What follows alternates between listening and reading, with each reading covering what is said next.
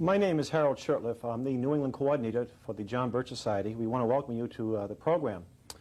I want to ask the viewers to get a note, some notebooks, pens and pencils, because there's going to be a lot of information that you may want to write down. And also, at the end of the program, there'll be a number that you may like to call to get additional information. The topic of this program is the Federal Reserve Bank. Now, many people out there have never really looked into it. And some of the information that you're going to hear tonight may be shocking. It may be even frightening. Well, we want you to understand that there is a solution to some of these terrible problems that we're facing. And so stay tuned for the solutions as well as understanding the problem. Our guest today is Mr. Ed Griffin. Mr. Griffin is the author of The Creature of Jekyll Island, which is here on the table. Mr. Griffin is a writer and documentary film producer with many successful titles to his credit. Listed in Who's Who in America, he is well known because of his unique talent for researching difficult topics and presenting them in clear terms that all can understand. Mr. Griffin is a graduate of the University of Michigan, where he majored in speech and communications. He is a contributing editor to the New American Magazine and is president of American Media, a publishing video production company in Southern California. Mr. Griffin, welcome to the show. Well, thank you very much, Harold. I'm glad to be here. The title of the book reminds me of a Stephen King novel, The Creature from Jekyll Island. What exactly is Jekyll Island? What or where is Jekyll Island? Right. Well, obviously, this is a documentary, and so we're not talking about a sequel to Jurassic Park or something like that. We're talking about a place where the Federal Reserve System was actually conceived back in 1910. And it's a real island. It's off the coast of Georgia. And back in 1910, when the action began on this story, the island was completely owned by a small group of New York millionaires, the families of these millionaires. Such names as J.P. Morgan and William Rockefeller. The island was called the Jekyll Island Club, and this is where the families of the super wealthy went to spend the winter months. And it's really fascinating regarding the fact that the Federal Reserve System was actually conceived at a highly secret meeting that took place on that island in 1910. And the key to understanding the Fed today is the secrecy that surrounded that meeting, because normally there's no need to have a meeting in secrecy unless there's something that you want to hide. And so anyway, if you'd like me, I could tell you that story because it's a good lead-in to what's in this book. Well, I think that before you do that, what is the Federal Reserve Bank? Well, first of all, it's not a bank, and this is an interesting thing. Federal Reserve System, or bank as it's sometimes called, is not federal, which means it has nothing to do with the federal government, which comes as a big surprise to people. There are no reserves of any kind, real reserves, and it's not a system in the sense that it's a decentralization of power, which is the word, what that word was supposed to convey when they used it. And it's not even a bank, you know. So what is it? Well, Federal Reserve System is a corporation, and it was chartered by Congress with the Federal Reserve Act in 1913. And it's a corporation which was given the franchise, the exclusive franchise to create the nation's money. And as I said before, the federal government really doesn't run it. So it's not a federal, it's not a reserve, and it's not a bank. That's right. Even though there may be 12 branches around the country, these are just a facade, actually? Well, close to it. They do form a certain technical function for clearing checks and moving money around. But the power of the Federal Reserve System has always remained in the National Board, which is headquartered in Washington. And the power of the system, as far as the Open Market Committee and the decisions involving day-to-day operations of the Fed, really still remains in the New York so-called branch of the system. But it's more than just a branch. That's the component of the system which holds the power today. Now, the president does appoint some Federal Reserve officials, so this may give the appearance that maybe it is indeed part of the government. Yes, the president has the authority to appoint the national members of the board and the chairman of the board. So there is some indirect political influence there. And Congress, of course, can change the rules by which the Federal Reserve operates. They can amend the charter, and if they really wanted to, they could abolish the Fed. So there is some indirect political influence. But in reality, as it operates on a day-to-day basis, it has complete autonomy, just like the Supreme Court would. Mm-hmm. Well, let's get back to, now that we have got a little understanding of what the Federal Reserve is, let's get back to Jekyll Island and what went on there. Why the secrecy? And why doesn't the average American know this? Because of its profound impact on this country. It should be in every single textbook, every history book in the country. When I was going to high school, junior high school, I heard about a Federal Reserve Bank, but that's all I knew. I did nothing about this Jekyll Island. So, right. Well, you weren't supposed to know about it, really, because when I also went to school, I didn't learn any of this. It was only when I got into the research phase of it, and then I realized that there's a lot going on out there that doesn't meet the eye, you know.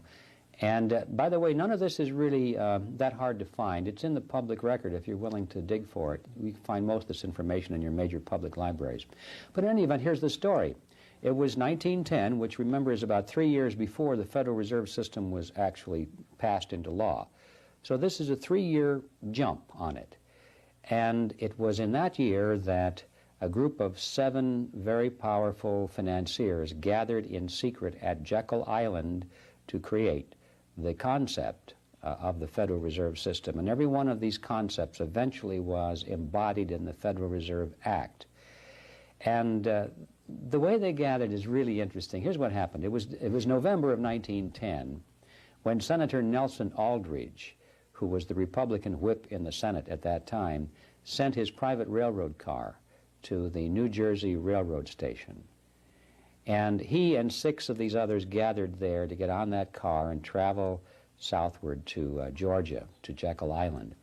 And those 7 men had been told to come very secretly, not to be seen together, not to talk to each other, to shun newspaper reporters if they ran into them, and they all would have been recognized by any newspaper reporter had they These been were spotted. some very prominent people. Oh, very prominent people, and if you like, I can give you their names in a moment. One of the attendees came carrying a shotgun in a traveling case, so if he had been asked where he was going, he could say that he was going duck hunting, you know. But the fact of the matter is that man had never fired a gun in his life, you know, part of the deception. And when they got on board this private railroad car, they were told to use their first names only, not to use their full names. In fact, a couple of these people abandoned their first names completely and used code names to talk to each other. And the reason for that is that they were concerned that the servants on the train crew would recognize them and that they might talk, and then the word would get out and the secrecy would be exposed. Well, they traveled southward, a 1,000-mile journey in this car. They wound up in Brunswick, Georgia. They took the ferry across the inland straits, and they wound up at the Jekyll Island Club. Now, I went to Jekyll Island just recently when I came back here on the East Coast to check it out, and I thought since I was supposed to be an expert on this topic, I ought to at least see Jekyll Island. And it looks exactly like I thought it would from reading the record. There was a very elaborate clubhouse there, very luxurious, and it's still there, by the way. It's been restored by the state of Georgia. And there are a lot of buildings there, what they called cottages, where some of these families had built their summer homes. Well, they didn't look like cottages to me. They were mansions, magnificent, magnificent homes. But in any event, at this time of this meeting, the island was empty because that was November, and the season started in January, so there were just a few maintenance people there. It was an ideal place to have a confidential meeting.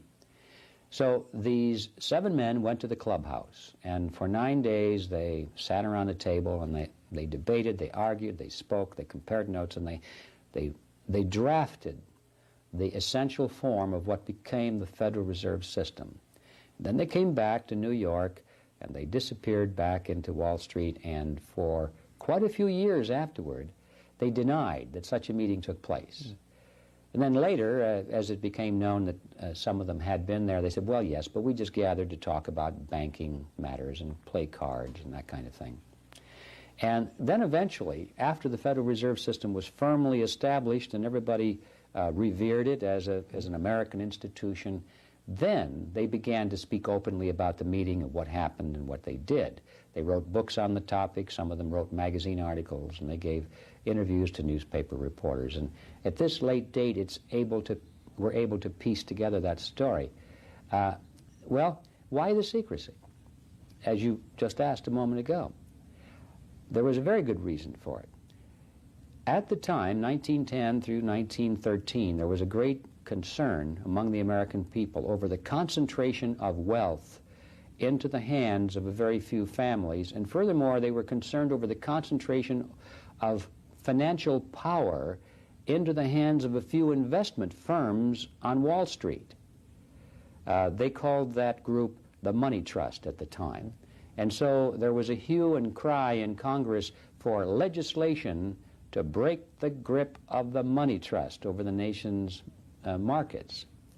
Well, the bill that was offered to break the grip of the money trust, as we see, was written by the money trust. By the money trust. So you see what a scam it was. Had this been known that these were the men that were drafting the so-called reform legislation, why then no one would have accepted their bill. It would have been dead before he even got to Congress. Dead on arrival, absolutely. So that was the basic need for the secrecy. There were other things involved. I don't know whether I should get into that first. Would you like to know who was at that meeting? I think a few names would be. I think I'm dying to tell you, actually, because what I'm saying sounds so far-fetched that without a little bit of documentation, it would be literally unbelievable. Now, we know who those men are now, because they admitted it. In fact, they boasted about it in later years. There were 7 of them. The first one I mentioned was Senator Nelson Aldrich. That sounds familiar. That sounds familiar? Very familiar, yes. The name Aldrich? Sure. Yeah. Remember Nelson Aldrich Rockefeller? Rockefeller, yes. Okay, that's the family tie. Senator Aldrich was the chairman of the National Monetary Commission, which was the committee created by Congress for the purpose of proposing reform legislation for the purposes I just mentioned. So basically his job was to make sure these guys, to keep them in line, ostensibly. Well, yes, you know, that's like asking the wolf to build a defense around the chicken coop, yes. You know. Anyway, he was in charge of the National Monetary Commission. He was a business associate of J.P. Morgan. He was the father-in-law of John D. Rockefeller, Jr., which means that eventually he became the grandfather of Nelson Aldrich Rockefeller, who became our vice president. Okay, he was the first one there. Then there was Abraham Piatt Andrew, who at that time was the Assistant Secretary of the Treasury. Frank Vanderlip was there. He was the president of the National City Bank of New York, which at that time was the largest of all the banks in the country, the largest one in New York, the most powerful banking institution, literally, that there was anywhere in the country. And he represented the financial interests of William Rockefeller and Kuhn Loeb and Company. Okay? Henry Davison was there. He was the senior partner of J.P. Morgan Company. Okay? Charles Norton was present. He was the president of the First National Bank of New York, another one of the giants. Benjamin Strong was present. He was head of J.P. Morgan's Bankers Trust Company. And incidentally, he later became the first head of the Federal Reserve System 3 years later. And finally, there was a fellow by the name of Paul Warburg, very interesting character. He was born in Germany, later became a naturalized American citizen. He was a partner in Kuhn Loeb and Company. He represented the Rothschild banking dynasty in England and in France. And his brother was Max Warburg, who was the head of the Warburg Banking Consortium in Germany and the Netherlands. Paul Warburg was one of the wealthiest men in the entire world. And for those people who are Little Orphan Annie fans, they may remember that in that cartoon strip there was a character called Daddy Warbucks. Well, Paul Warburg was the real Daddy Warbucks, after whom that caricature was named. And I have a picture of Warburg in my book, and if you want to compare his photograph to the drawing of Daddy Warbucks, you can see quite a similarity. So these folks weren't just bank tellers. No, we're they talking weren't bank about tellers. perhaps 1/4 of the world's wealth was represented at that little meeting there. That's right. 1/4 of the wealth of the entire world was incredible. represented by these 7 men. This was, in fact, the money trust. That's incredible. Now, why did they establish a Federal Reserve Bank? Things were going pretty well. We had a pretty growing economy before then. So why was there a need to even establish one? Well, that's right to the point, Harold, because it's easy to see why if the bankers, or the big bankers now, we're talking about the mega banks, not the little banks, because the little banks are the ones that are getting squeezed out by this whole process. It's easy to understand why they would want to write their own reform legislation in order to deflect it so that it might not affect them. But they had something else in mind, and when you look at that list of men who were there, there's something really interesting about it. Here we had the Rockefellers, we had J.P. Morgan, we had the Warburgs, Kuhn Loeb and Company, the Rothschilds. You know, these were all competitors. Well, when competitors get together and come to an agreement, you better have a lot of coffee in you, because you better be on your toes. There's something going down here. What is it? Well, to answer your question very succinctly, it's a cartel. A cartel was being formed. The Federal Reserve System is a cartel, a banking cartel, and that was created on Jekyll Island, and the Federal Reserve Act is the cartel agreement, which was enforceable now by law. Now, a cartel is a grouping of independent businesses which come together for the purpose of reducing or eliminating competition between themselves to enhance their profits. And they do this by fixing prices or dividing up market share or agreeing that this member of the cartel will produce that product and somebody else will produce another one, and they won't compete, or services of this kind. Dividing it up, avoiding competition so they can charge more for their products and services. Of course, the other side of that coin is that the public winds up paying more for those products and services. And banking cartels are no different than any other kind. Like the oil cartel that we knew so much about during the so-called energy crisis of the 70s. Exactly. The evil Arabs. But here we have a cartel that's probably more powerful and influential. That's right. So the reality is that the Federal Reserve System is the embodiment of a banking cartel that was hammered together as early as 1910 in secret at this meeting on Jekyll Island. Now, if you read a textbook, I went to college, I took economics, and we said, what I learned was that the capitalist system really can't work by itself, and these greedy, evil bankers need to be kept in check. So to protect the people, we need a Federal Reserve System. But in reality, it was the same people who were behind this, running the banks, that wanted this to protect their own interests. That's right. And we see examples like that today in politics. We see that all the time. One party proposes something, the other party will hoot and holler, next thing you know, they propose a very similar measure. But they're the moderates, and they're moderate. Yeah, they're rushing toward totalitarianism at a slower pace, so therefore they're the good guys. For example, if there's a $100 billion foreign aid package that, let's say, the Democrats, the Republicans say, that's ridiculous. $50 billion sounds pretty reasonable. Yeah, right. And within 2 or 3 years, you've got the $100 billion package after all. Right. Well, I'd like to comment on that, Harold, because this business of blaming capitalism for all of the ills of the financial markets is a very deceitful thing. I learned the same thing, and it was very confusing to me. What I didn't learn in school is that the word capitalism is not an adequate word to describe this process. Capitalism, in its generic sense, merely means the private ownership of property. Well, that leaves the question unanswered as to how one obtains that ownership of property. The process of obtaining it is a critical issue which is never looked at. Now, those like myself who believe in competition would be classified as free enterprise capitalists. I believe that you should acquire and own property if you work for it, and you compete for it fairly. And that means you have to offer better products and services at lower prices in order to acquire your capital, in order to make your money. I like the idea that people can get rich in serving other people through the competition system. And that's free enterprise capitalism. But now we're looking at people like J.P. Morgan and Rockefellers. That's a whole different group. Those are the monopoly capitalists. They don't believe in competition at all. They devote their lives to the elimination of competition. It was John D. Rockefeller the first who said, competition is a sin, and he believed it. And these people do everything they can to reduce or eliminate competition, and they often get government into the contract to enforce their cartel agreements.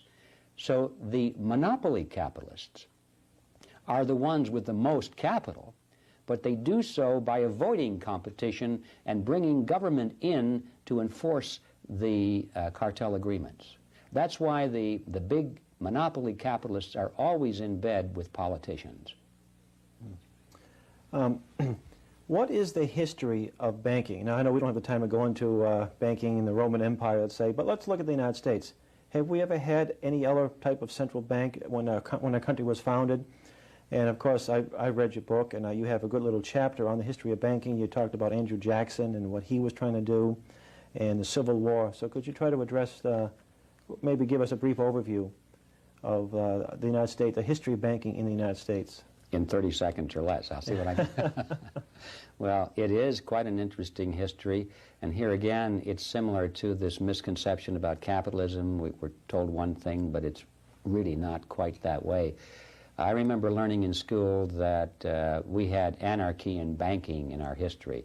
There were booms and busts and crashes and depressions and profiteering on the parts of the banks, and therefore we needed government regulation to prevent that from happening.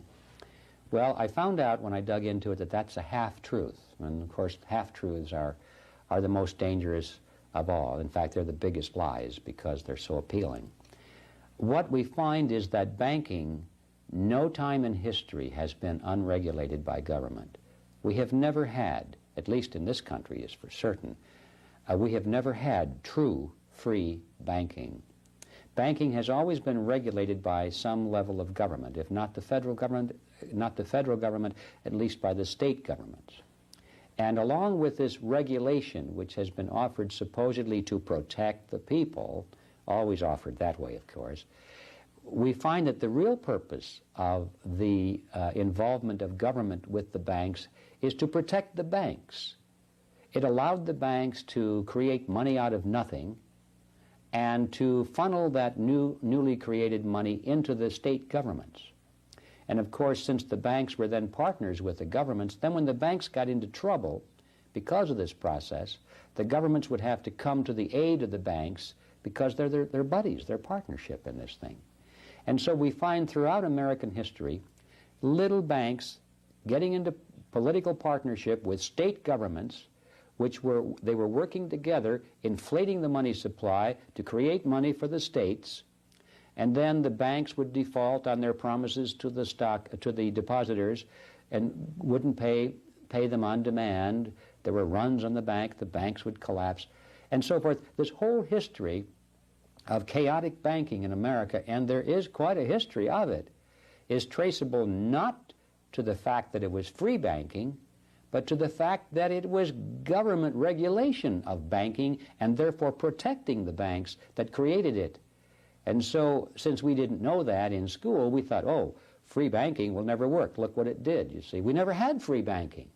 So then when the Federal Reserve System came along in 1913, they said, well, you see, this is chaotic banking. If you don't have government regulation, so therefore we must have federal government regulation. And it was just applying more and more of the problem supposedly advertised as the cure. Mm-hmm. Now, it used to be that banks would expand and contract as the money supply was expanding and contracting at a state level. And that was disastrous enough because it could throw a whole geographical area into a state of depression. But now that we have the Federal Reserve System, it happens at a national level, you see. So it used to be that one region might fail, but everybody else was in good shape. Now, the whole nation is at danger. Thanks to the Federal Reserve. Thanks to the Fed, going down at one time. Mm-hmm. Important question. What is inflation? Now, I remember in the mid-'70s, during this Whip Inflation Now campaign that was under the Ford administration, that if we took public transportation and ate peanut butter sandwiches instead of eating meat, closed our windows and turned our thermostats down to 65 degrees, and did all these wonderful things, clipped coupons out of newspapers that we would whip inflation. And as a, well, as I think it was in junior high school at the time, I thought, boy, this is a pretty good thing. We ought to do these things. It's pretty patriotic to do this.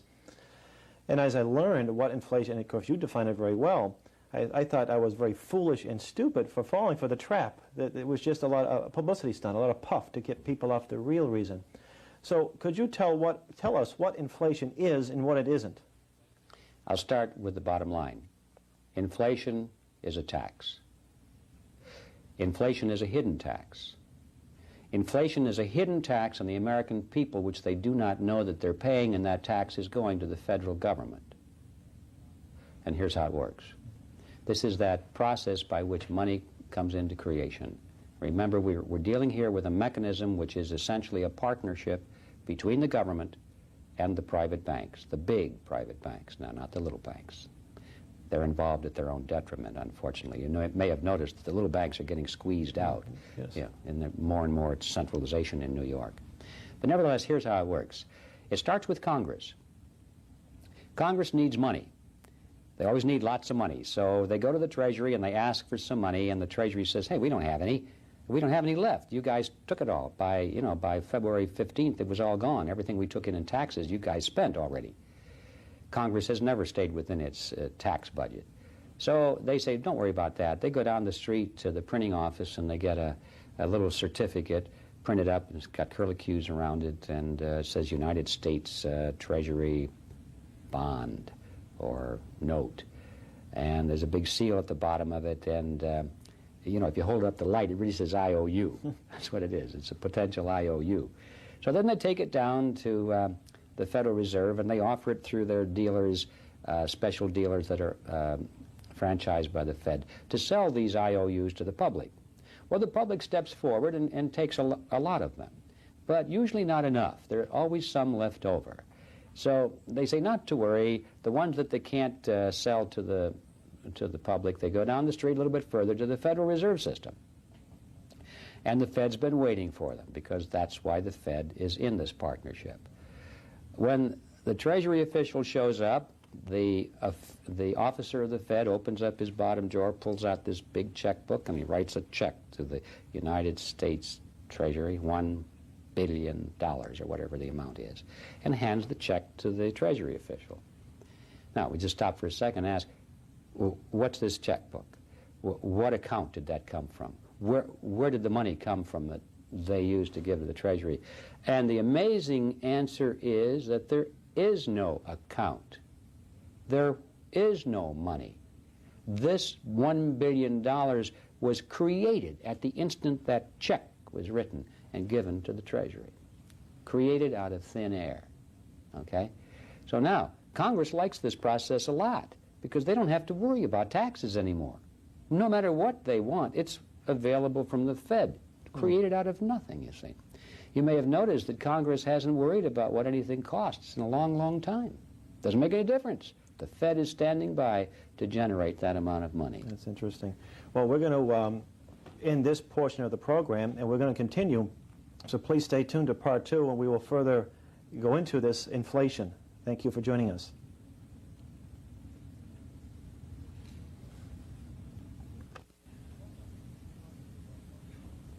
Welcome to part 2 of our program on the Federal Reserve Bank.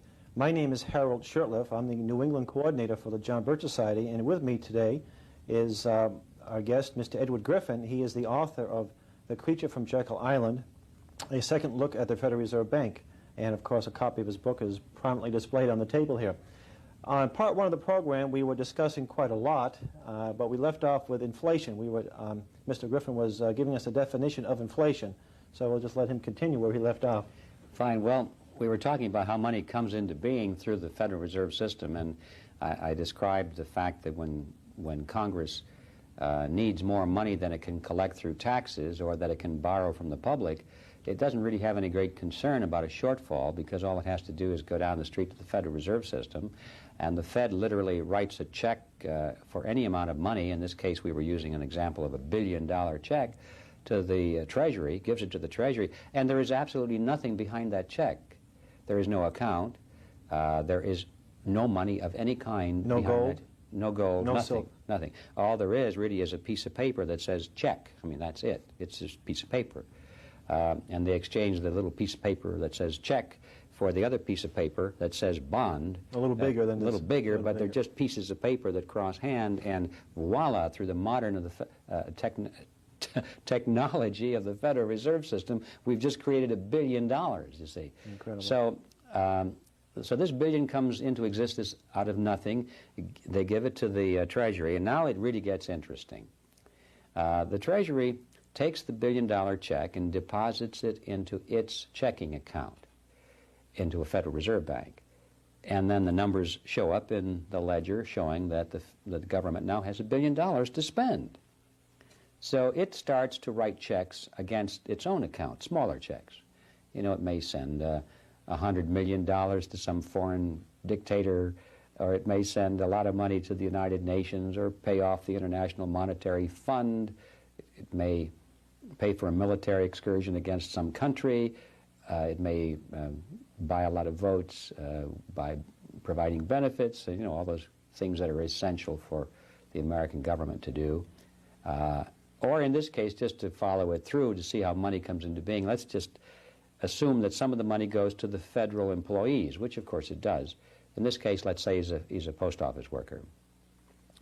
And to make it simple, we'd say that the guy working for the post office gets a check from his employer, the federal government, for $100, just to make it simple. Now, he's very happy. He's got his check for $100. He doesn't have the foggiest idea that just a few days ago, that $100 didn't exist anywhere in the world. And he doesn't care, really. He's got it. It's spendable. So he takes it home, gives it to his wife. She's happy. She deposits it into their checking account so they can pay for the groceries. And the bank that gets it now, the local bank, now has $100 in its account, which it didn't have before. And now this is where it gets good.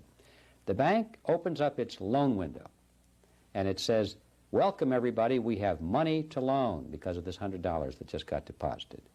And the people line up for the loan. Now, how much money would you assume that they are able to loan? The $100 that the woman just deposited? No.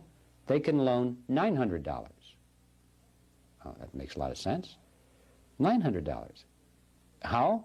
Because the Federal Reserve System is written in such a way and constructed in such a way that the banks must hold only 10% in reserve of all the money that they have out there. Well, the bank takes that $100 check that was deposited and puts it under a column that says reserves. Now that it has $100 in reserves, and they only need 10% reserves, $100 is 10% of $1,000. They've got the $100 back, so now they can lend out $900. So the fellow comes up, wants to borrow $900 for a used car. The bank whips out its checkbook, or applies the credits directly to the account of the borrower for $900. And the question is, where did that money come from? What was behind that checkbook? And the answer is the same as with the Federal Reserve System. There is absolutely no money there prior to that. The $900 is created totally out of thin air. So at the local savings bank where I do business, that same scenario happens? Well, we're talking about federal banks now involved with the Federal Reserve System. Mm-hmm. Now, sometimes when you get further removed from that and you get into savings and loan associations, the money that they loan out is primarily the money that's put into them by savers, depositors. But we're talking about the primary banking mechanism, the commercial banks, which are part of the Federal Reserve System. And remember what I said before, this is a cartel. Mm-hmm. And this is what the cartel was formed to do, to make this thing legal. You know? We would go to jail for this kind of thing. But they are allowed to do it because they're in partnership with the government, and it's a scam. I remember growing up as a young boy, my father had a little small drugstore. And in the late 60s, I was told that there were certain coins, after 1964 or later, or sooner, that they'd be worth a little bit more than the coins that are coming out in 65 and 66. And the half dollars that were minted before 64 also worth some money. Now, I noticed, I said, why is that? Well, of course, silver. They were all silver. What happened to that silver what happened to that gold? I used to be a coin collector, and I remember seeing these silver certificates, little bills, or little, not bills, but little dollars that said that there was somewhere waiting that if you bring this to a bank, there'll be an ounce of silver for you. And the same thing with a gold certificate. I think there were $20 gold certificates. We'll pay to the bearer on demand $20 worth of gold. Well, what happened to this? At least at that point, we know that that little piece of paper represented something. Where today, it just says that all money's legal tender. Mm-hmm. What happened? Well, yes, the Federal Reserve notes we carry now, if you take them into the Treasury and demand that they be, exchanged for something, you get more Federal Reserve notes back because they're not backed by anything anymore. And you pointed up a very important thing, which is that in the earlier days of our country, our true money was backed by silver primarily, and to some extent by gold, which means that the government and the banks could not just create it out of nothing. They were limited by the amount of gold and silver that was available. And they didn't like that at all. I mean, this just cramped their style tremendously. You know, if you can write a check for $10,000, if you can write checks all day long, $10,000, $20,000, $50,000, $100,000, and you don't have any money in your checking account and you can loan it out at 8% interest, you know, that's a pretty good arrangement. But if you have to have real gold and silver in your vault before you can lend money out, it slows you down quite a bit. And so the politicians and the bankers hate a money that's backed by gold or silver because it crimps their profit potential. So the whole history of this unholy alliance that I'm talking about between the political scientists and the monetary scientists who worked this all out in secret on Jekyll Island, the whole history of their endeavor has been to break the American dollar away from gold and silver so that they could have freedom to create as much of it as they wish. So the bottom line is that today there is no backing to our dollar. The only limitation on how much can be created is the restraint and good judgment of the men who are running these things. Behind it. Yeah. It's interesting. I had a former co-worker who was raving about Roosevelt and how the gold was a terrible thing. It was destroying our economy. So the next day I walked in with some paper. I cut him the size of dollar bills, and I asked him if he had any gold coins or any old silver dollars or half dollars. He said, "Oh, yeah." And I presented him with this paper, and I said, "I want them." He looked at me, and he says, "Oh, come on now." I said, "Yesterday you told me that paper was better than gold and silver." Yet he wouldn't take my paper. Right. Well, of course, he was talking about paper money that was backed by the full faith of the United States government and all that nonsense. Not backed by Harold Shurtleff. No, not backed by Shurtleff. Well, that's an interesting thing, the full faith and credit of the United States government, and the people they like to throw that phrase out because it sounds like, well, if our money is backed by the full faith and credit of the United States government, what more could you ask for? Well, what is the full faith and credit of the United States government? When you analyze it, what it really means is that the government stands by in readiness to tax you, to take everything you've got in order to make payment of interest on that government debt. To pay you your interest, they're standing by to take from you everything you have.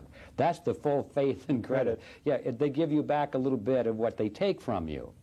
And people don't realize that that's what that means. It's like you've got a hungry dog, so the poor dog, you want to feed it, you chop off its tail and feed it to the grateful animal, you know?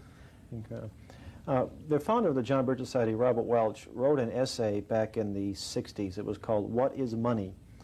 And he identified, he gave us the definition of money. And it was always something that was acceptable, that had relative scarcity. And he went on to say that cows and cattle were used as exchange. But what types of money are there? Because what we call these bills in our pocket, money, it's not really money, is it?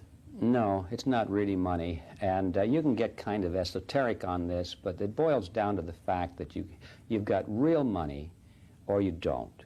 Real money is something which has intrinsic value, and it could be cows.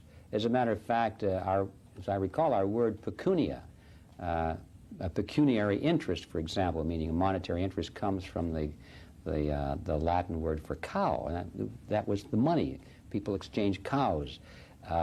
But throughout history, the one substance of intrinsic value that has always been selected through trial and error as the ultimate money has been gold or silver, precious metals. Mm-hmm. For good reason. We don't need to go into all of them here, but they're just obvious. Cows get sick. Cows die of old age. Then what happened to your money? Well, it just died. You know? Whereas gold and silver is, it doesn't deteriorate. It doesn't die. It doesn't get sick. It doesn't wear out. You can't put many cows in your wallet. You can't put many cows in your wallet. That's right. You have great concentration in small quantity. You can take a big gold coin and melt it down and make two little ones. You can't cut a cow in half and still, you know, a lot of reasons why coins became, and precious metals became, the ultimate money supply. And this happened all over the world. You know, you can find a few exceptions, but the history, the lesson of history is that gold and silver coins has been the natural money. Now, then it gets confusing because, well, where does paper come in? The true paper money was a receipt for the gold coin. People were worried about protecting their coins. It's easy to steal that. Of course, you can steal paper too, but they didn't want to carry around all this heavy coinage. And so they would take it to a warehouse, or usually to a jeweler who had gold anyway in the vault for their jewelry, and pay them to guard their gold supply. And so this was the beginning of banking in its simplest form. You would take your coins to somebody and say, please guard it for me. And the person who said yes, the warehouseman or whatever you want to call it, would give you a written receipt. Said, I have 5 gold coins of yours. They belong to you, and this is my receipt. Anytime you bring that receipt back, I guarantee you that I will give you back your coins. So now you had a piece of paper that said it was worth 5 gold coins. After a while, people began to exchange those receipts rather than going back to the warehouse and getting their coins and exchanging the coins and then going back and getting receipts again. It was simpler just to exchange the paper receipts. And this is how paper money came into being.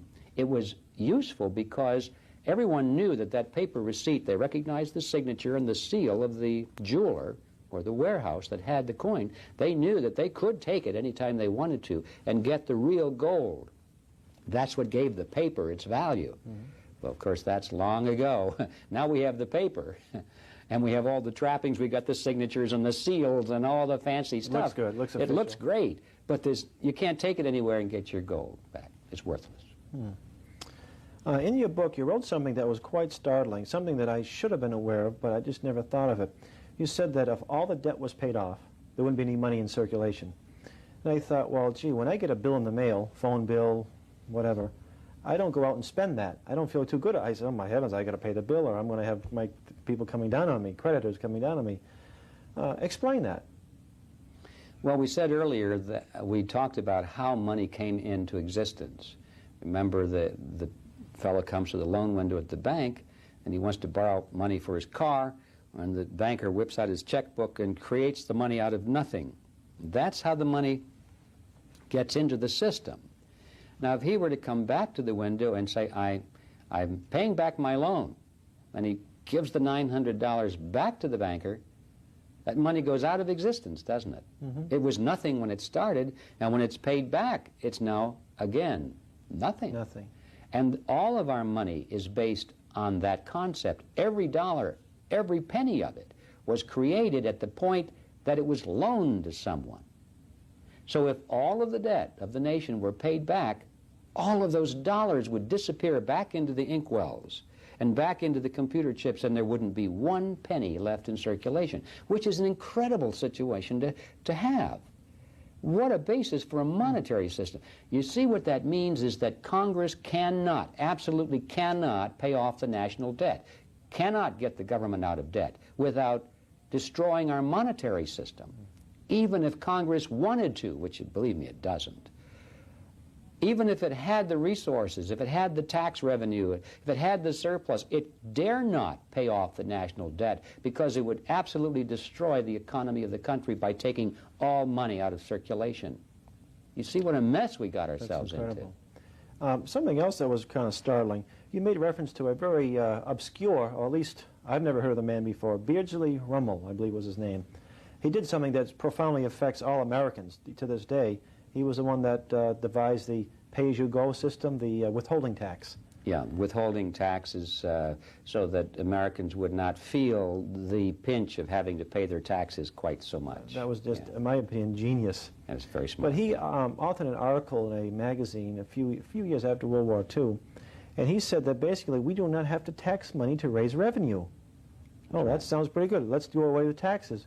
Then he went on to explain, no, we still want taxes, and this is why. And could you please elaborate as to why we need to have taxes? Yeah, that's a really revealing article. It was written shortly after World War II came to a close. And basically, Rummel was saying that the United States no longer needs to raise money through taxes, period. Why have taxes? Because they can get all the spending money they need through this hidden tax called inflation. They can get everything they want from the Federal Reserve System, who just writes those checks and creates it out of nothing. That's all they need. Well, then why have taxes? And his answer was most interesting. He said, well, it was useful for the redistribution of wealth. It was useful for the political reward system. In other words, you could take money from some people through tax incentives, you know, and tax deductions. You can favor one block of voters over another. You can buy votes with the income tax system. It's a system of political power over people. That's why they want taxes. And I would add one more thing to it, which Rummel didn't say in his article, and that is that if they didn't have income taxes and excise taxes out there visibly for people to see that they're paying taxes, then they might think, well, wait a minute, how's the government getting the money? And they'd start looking around and they'd see that they were getting it from inflation, the hidden tax. And that won't do, because the public can't figure that one out. Because when they once figure that out, these congressmen are in serious trouble. So when they talk about tax the rich, or tax this group, or tax that group, it's really just a facade. It's a grandstand play. And of course, it seems to be that the rich aren't really the rich at all, because the super rich are the ones that are generally behind all this. Yeah, this whole scheme was put together by, as you say, the super rich. And they're not the least bit concerned about taxes. Even if they pay large taxes, don't forget, they control the mechanisms of power. They control the banks. They control, I'm sorry to say, to a large extent, the levers of political power as well. You have a chapter in the book entitled A Pessimistic Scenario. We want to end this program on a positive note, but if we allow this to continue, if we can't get enough Americans informed, what may or what will probably happen to this country? It is a very pessimistic view as I see it. What we're headed for, Harold, as I see it at least, is what they're now calling the New World Order.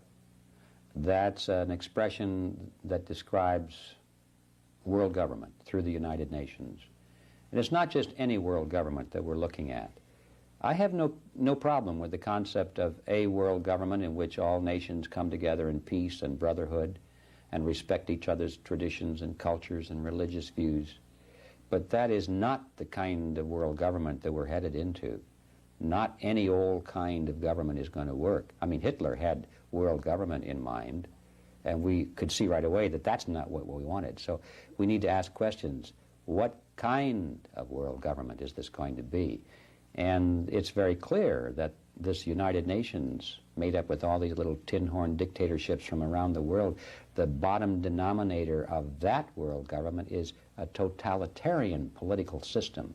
And we are to be merged into that and completely swamped by the majority of the world. We will lose our cherished political freedoms. Our constitutional concepts are bye-bye.